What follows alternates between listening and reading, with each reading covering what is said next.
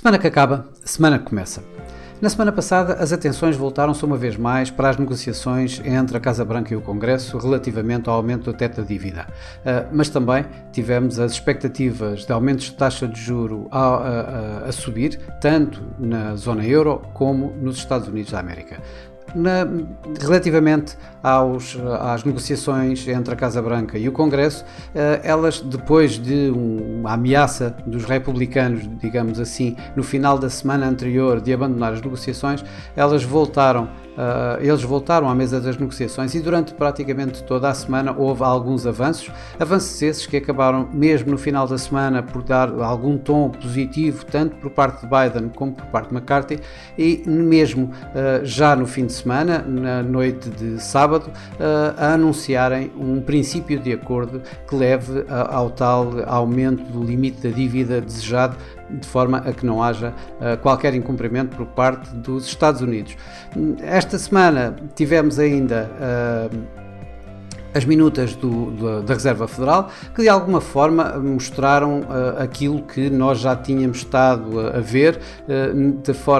porque mostraram, digamos aqui, uma divisão entre os vários membros da FOMC, alguns a quererem uma aceleração ainda na subida de taxas de juros, outros a dizerem que provavelmente poderemos esperar para ver se o impacto dessa subida de taxas de juros enorme que tem vindo a fazer neste último ano, se vai fazer com que pare de facto a inflação e a coloque nos níveis de meta da própria Reserva Federal, e isto depois de variadíssimas intervenções verbais, algumas delas bastante agressivas, que levaram as expectativas de subidas de taxa de juros a aumentar, nomeadamente com as probabilidades a subir desde há um mês atrás em torno de 10% para uma subida de 25 pontos na próxima reunião de junho, para terminar a semana à volta dos 70% dessa mesma probabilidade de uma subida de 25 pontos na próxima reunião de junho. Por cá, pela Europa, houve mais unanimidade, ou seja, praticamente todos os responsáveis, e foram muitos, aqueles que falaram durante a semana, mostraram-se a favor de continuação da subida da taxa de juros, e aqui de relevo temos, de facto, membros conhecidamente mais dovos, mais brandos nessa política monetária, a juntarem-se também a apontar para mais subidas de taxa de juros, como foi o caso do governador do Banco de Espanha ou governador do Banco de França.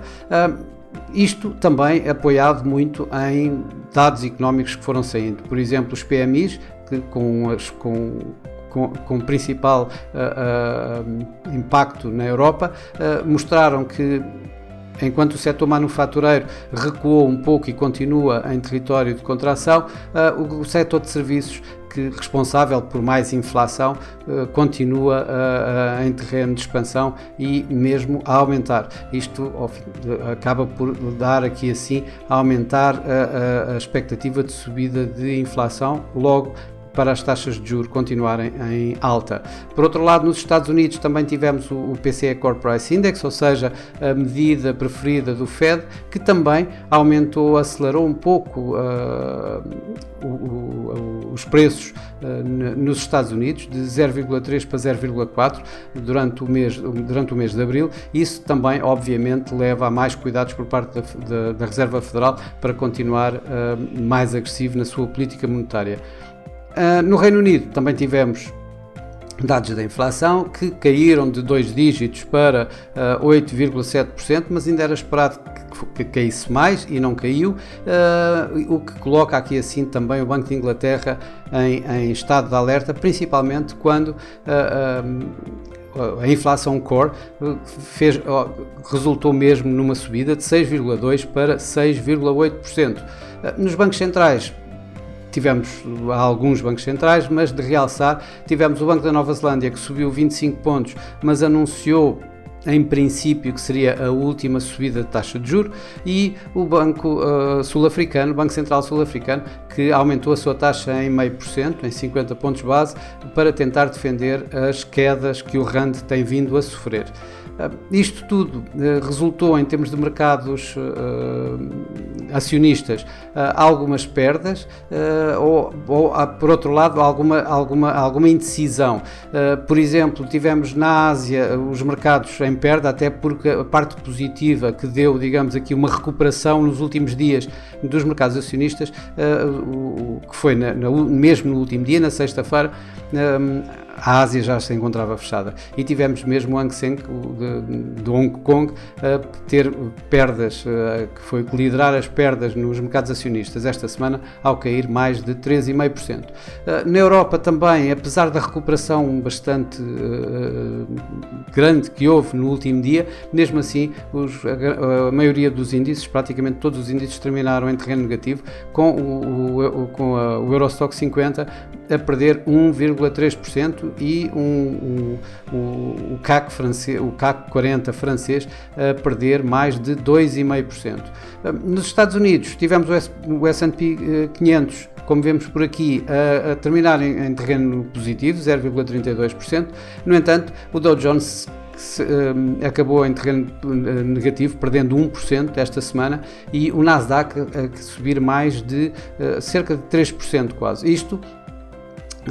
muito à custa, digamos, dos resultados da Nvidia, ou melhor ainda, das projeções feitas para os lucros nos próximos 6 meses, isto muito devido à procura de chips no mercado, por causa da inteligência artificial, em que toda a gente anda à procura, digamos, há uma procura elevadíssima por essas técnicas, o que está a resultar numa corrida, digamos, ao setor técnico, ao setor tecnológico, que está aqui assim a dar algum suporte aos mercados acionistas. Por cá, o PSI perdeu quase 3%, isto com apenas uma das cotadas a terminar em terreno positivo, que foi a Corticeira Amorim, e o BCP a liderar as perdas ao cair cerca de 6%. No mercado cambial, o dólar voltou a ganhar, tivemos o euro-dólar à volta de 1,07 como mínimo desta semana, e o índice do dólar acima de 104. De referir ainda o dólar neozelandês, que apesar de subir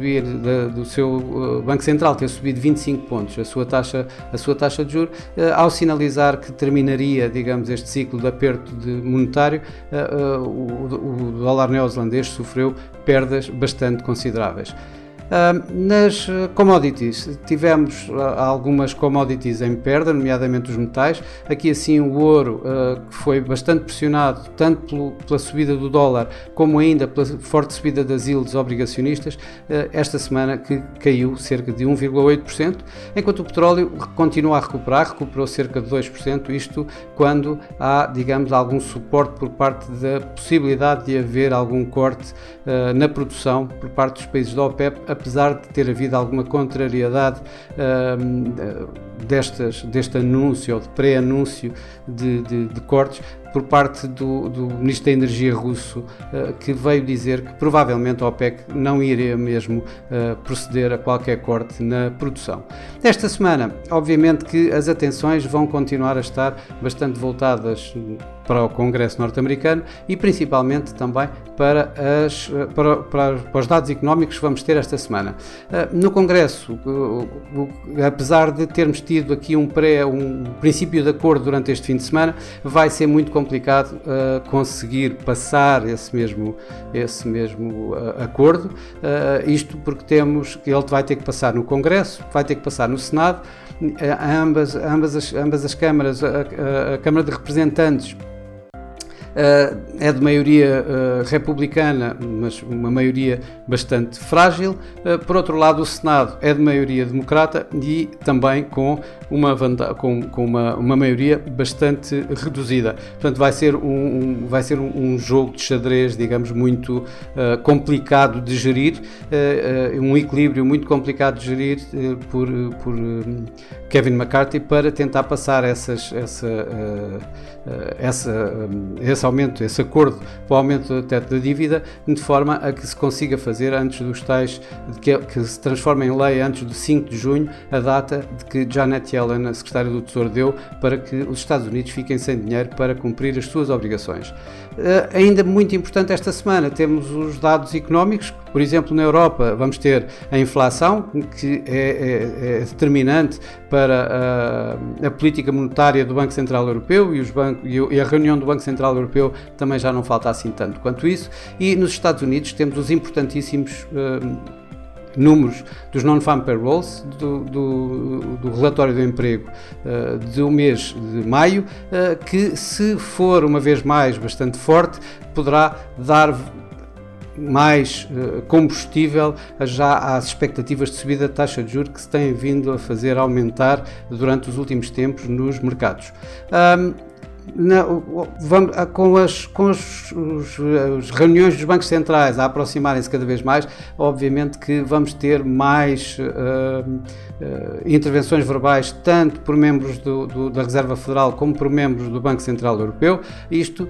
provavelmente para tentarem uma vez mais passar a mensagem que têm vindo a fazer durante estes últimos tempos sobre